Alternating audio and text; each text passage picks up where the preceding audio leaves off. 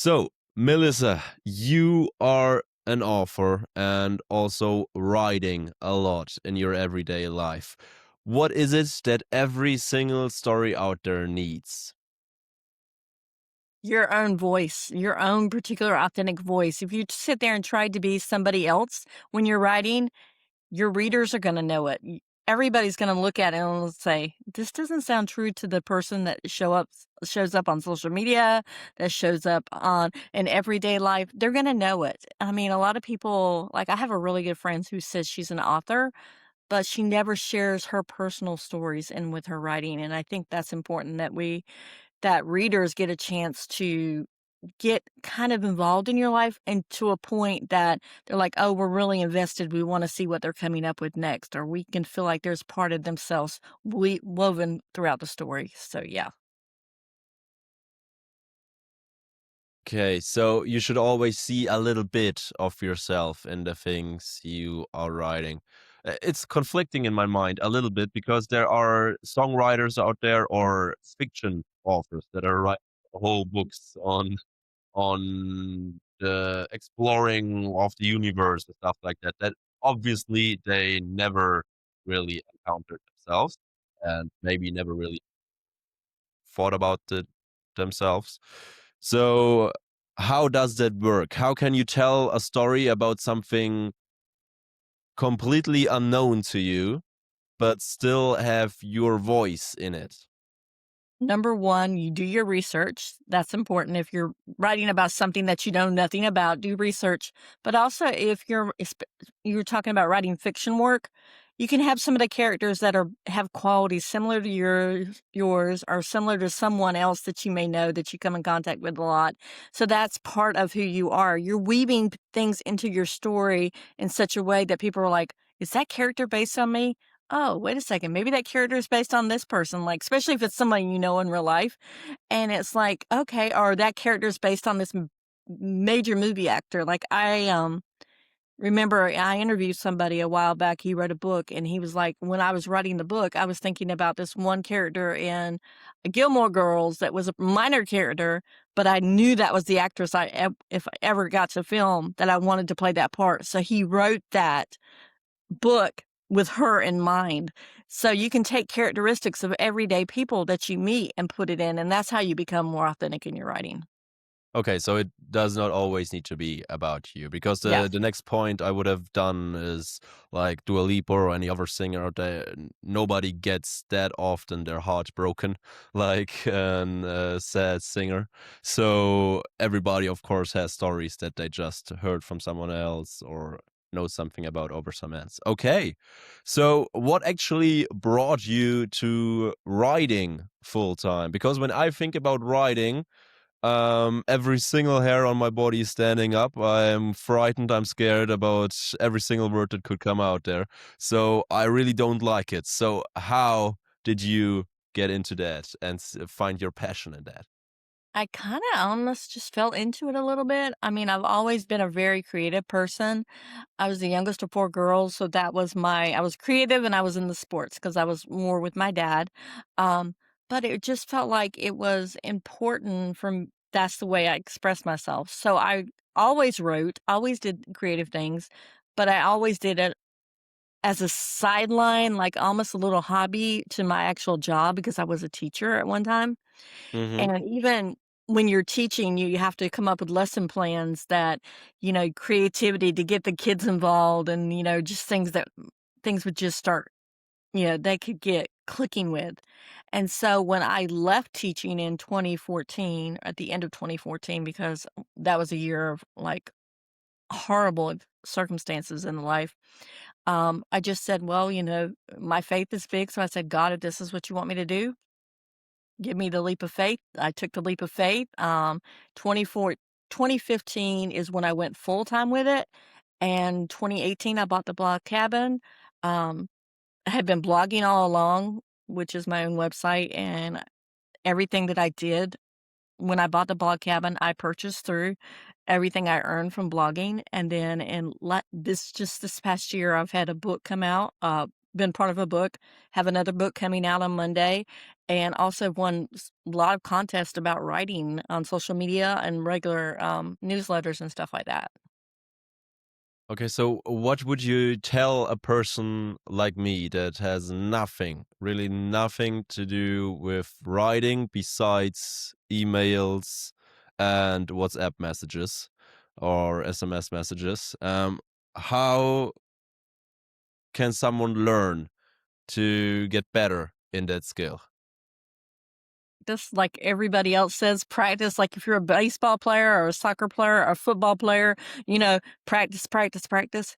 Sit down, journal your thoughts. Just start writing simply a few sentences a day. Journal how you're feeling, what went on that day, what something maybe something you could do better that you could have done better for the day. Just start writing, and slowly but surely you sharpen that skill, and then all of a sudden you'll start reading a book and you're like, wait a second. I could write a short story about something in this book, or I could write just for this little concept in this book. I can write a whole book about it. So you'll start realizing once you start using those muscles and that brain memory, things will start clicking. And then you're like, oh my gosh, like you already said that it gives you the willies or to be able to think about writing. But once you start getting over yourself and getting out of your comfort zone is when you start going, oh my gosh, I can really do this. I can really write. And it doesn't have to be a masterpiece. It can be 2 or 3 sentences if that's all you can master at one time. I mean, just do it. Just sit down and actually write it. Most books, I think, are, or most stories, most blogs are about something exceptional, something that's out of the normal, out of the ordinary, something very interesting, something that just happened, or just an event in everybody's life. And you said in the beginning of this podcast that everybody needs to bring their own voice or their own knowledge into a story. But not every single life is exceptional, or every single day is something exceptional happening and you want to write something. So how can you make a story out of an ordinary normal life that could sound boring? Well, first of all, let me say by saying that most of the time people want to read about the boring stuff. I want to read about going through grief or going through, everyday circumstances because they want to look at what someone else has gone through and say, you know what, I'm not alone. And that's important because when we start looking at, and I love the fact that you say exceptional events, but when we start looking at like, oh, I don't have anything going on in my life that's exceptional, then you're going to get caught in that little brain, little freeze where you're saying, oh my gosh, I cannot do this. I can't do this. I can't do that. But when you start looking at it and it's like, well, you know what? I may not think it's exceptional, but somebody else may think it's exceptional. Like when I talked about the circumstances in 2014, I mean, we had a car accident. My daughter was diagnosed with epilepsy. My dad, who was my biggest hero, was put in hospice care. I didn't think that that story was going to resonate with anybody, but it is resonating with everybody that I, talked about because you think about it as a series of unfortunate events, but actually it's everyday circumstances that people can really relate to because they're like, "Oh my gosh, I've been there too. How did they get through this?" Or "How did this character get through this because I'm going through the same exact thing right now." And they can kind of get advice, but also be some enjoyment out of reading it as well. Yeah, but even the thing you just said, going through grief or going through an ordinary situation, there needs to be something in the story. When you only talk about how I made dinner this morning, for instance, or breakfast that morning, there needs to be something in there, but of course it needs to be relatable at the same time. What you just talked about, that everybody needs to relate to. How can you get an exceptional good story about a normal thing maybe, or anything, and also balance it with being relatable, with having a relatable story? Because when Star Wars came out and it would be completely over everybody's head and it would have gone 5 steps further than it already is, it could have been not relatable enough and nobody would have seen it ever or watched it in their whole life. But it has this balance between something new and this relatable? How can you achieve that? Well, like, for instance, I love how you say Star Wars because 'cause you're right. The Star Wars way above a sign, and even now, some of the sci-fi stuff, I'm like, I can't get into it. Like, there's Stranger Things coming out on Netflix right now, and I'm just like, I cannot even get into this. I watch it with my daughter, and I'm like, I don't understand this at all. But, like, when you're talking about making dinner or making breakfast, you can talk about maybe some of the mess ups that you did in the kitchen. You're like, "Oh my gosh, I forgot to put the top on the blender and the blender just went all over the place." Somebody can relate to that because it's happened to them even though they don't wanna admit it happens. So when you take ordinary circumstances and take the flaws as well as the good things that happen and the mistakes that happen and roll it all in, that's when people are gonna start realizing it. Like in Star Wars, like Chewbacca, we never understood anything that Chewbacca said, but we still could relate because Chewbacca looks like every one of our pets at home. Everyone, like I have a Shih Tzu that looks like a Ewok. I mean, things like that that we can relate to. So you kind of base your characters and everything else on something that people can relate to, circumstances that people can relate to, and just kind of do the funny with the serious as well and kind of combine them together. When I already have an expert here, I am dying to ask this question. There are also stories out there that are just out of their mind, not relatable at all. For instance, Interstellar.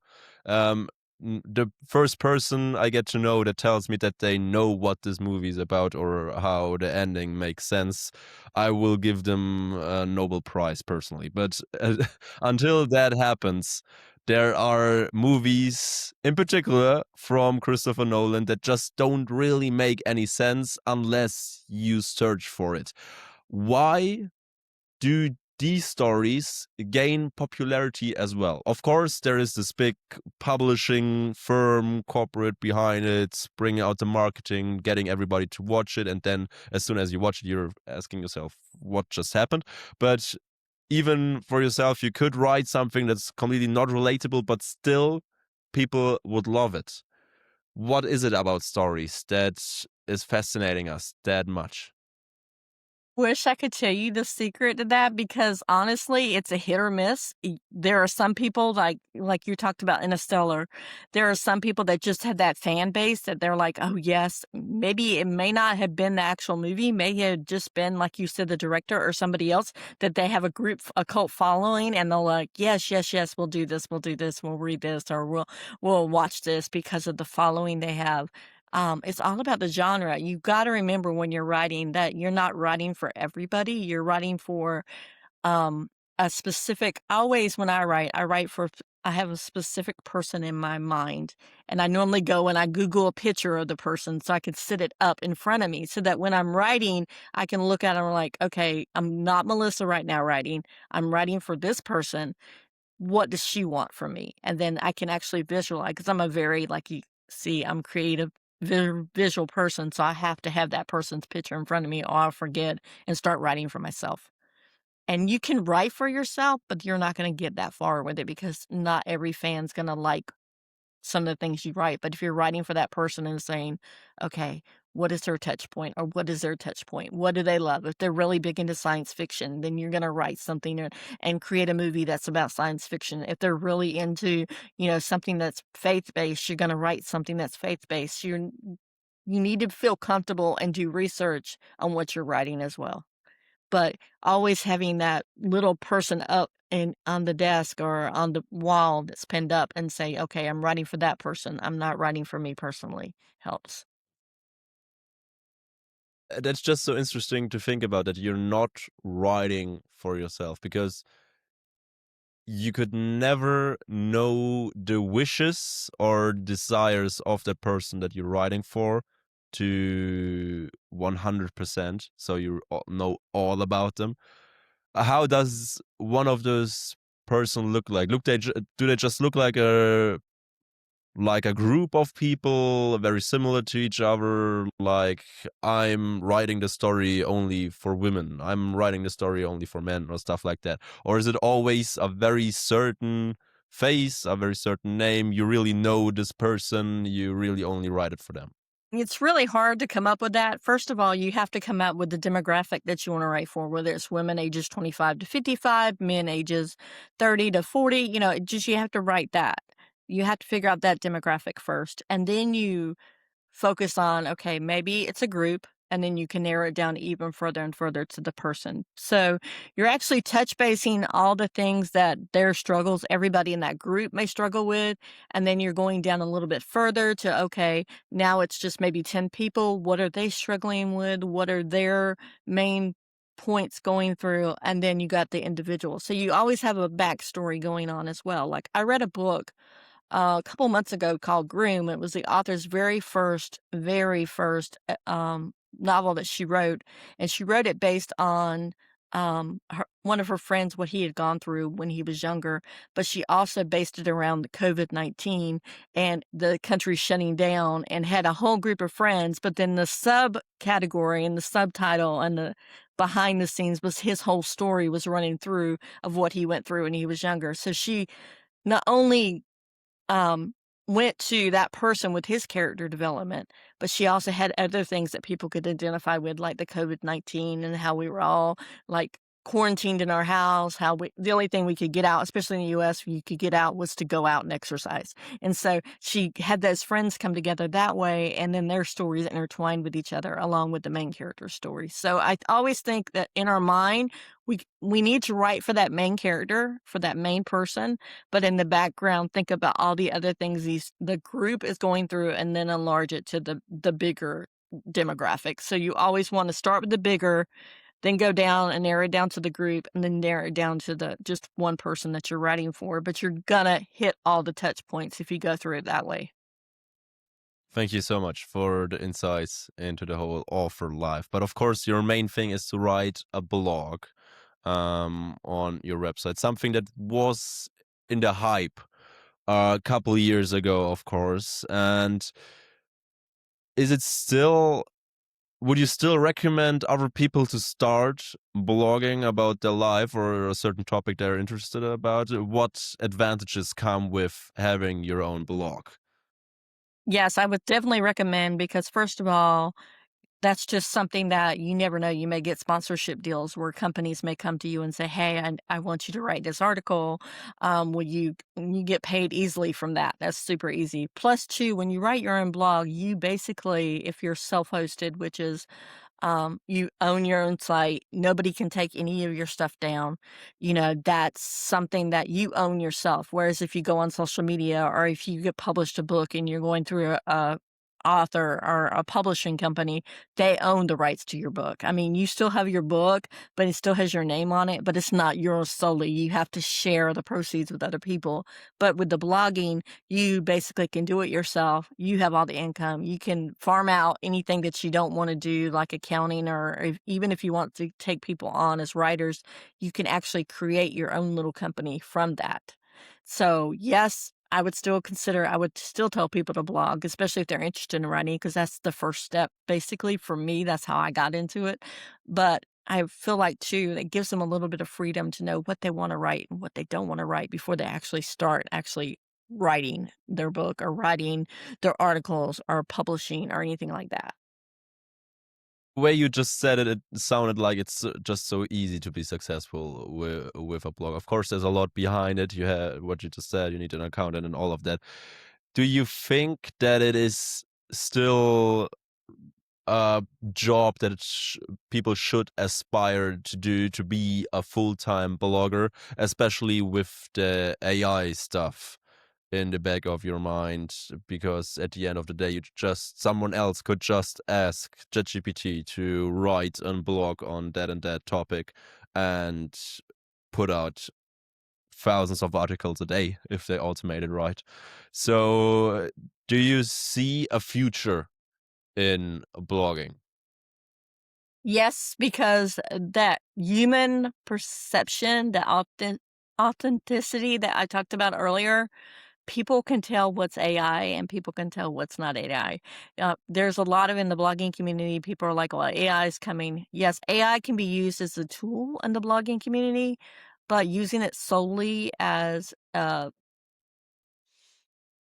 what you're writing is hard because people can tell what's not your writing and people can tell what is your writing. Like for instance, when I write on my blog, sometimes it's personal, sometimes it's a sponsored post that I have to write a certain way.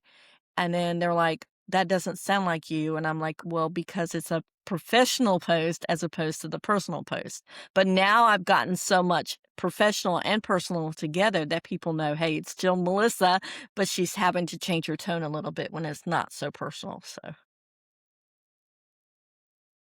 Okay, so just like a year ago, everybody could see when an AI video was AI and a real video was real. But don't you think that that could be also in danger? Like, for instance, the video example, videos from an AI 1 year ago compared to the videos that are they putting out right now. It's a difference that's in quality, especially that nobody really saw coming. And yeah, I completely agree. You always have the same voice behind the articles and all of the blogs of all the people that are doing it. So at the end of the day, it's just the blog of ChatGPT or the blog of Gemini. But couldn't that also be individualized with prompting the right technique? Do you really see a bulletproof future in the whole blogging industry if you do it really with your own heart? um, yes, I do. Honestly, it's gonna be harder. It will be harder. I'm not gonna say it's not gonna be easier. It will be harder because, like, people will be quicker to go to ChatGPT with anything that they're may looking a solution for. But I feel like the human experience, people want to relate to people, even if only online, you know. So I feel like that human part of it is not going to be taken out. I feel like people are going to, okay, go to ChatGPT for a while. And then they're like, well, you know what? They're not really giving us the answers, or they're not really talking about something they've really gone through. Let me go back to the human experience. So I think it's like right now it's like a little toy that people are using because it's new and it's exciting and they're like, "Oh my gosh, I'm ready to use this," and everything. But then when you go back and you look at it, we're like, "Wow, they were wrong there, they were wrong there." So we can't always stake the reputation on what ChatGPT may say. We have to do our research and we have to go in and look and say, "Okay, what are real humans saying about this?" I hope you're right. Thank you so much for your insights. What is your website again, where everybody should go to look at your blogs? It's Adventures of Frugal Mom, but it's adventuresfrugalmom.com. Thank you so much for your time and being here. Thank you so much, Mo.